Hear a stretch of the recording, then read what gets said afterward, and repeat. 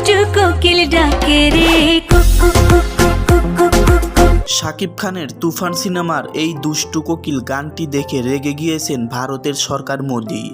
কারণ ভারতে তুফান সিনেমাটি মুক্তি দেওয়া হয়েছে, এই গানটি দেখেই রেগে গেলেন মোদি সরকার।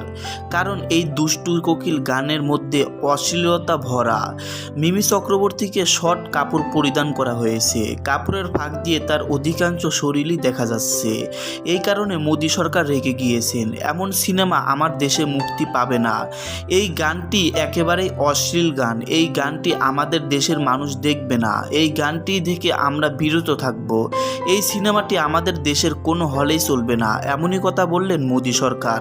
তিনি এটাও বলেছেন, এই সিনেমাটি যদি আমাদের দেশে চলে তাহলে এই সিনেমার বিরুদ্ধে আমি অ্যাকশন নেব। কারণ এই সিনেমাটি অশ্লীল সিনেমা, দুষ্টু কোকিল গানটি অশ্লীল গান।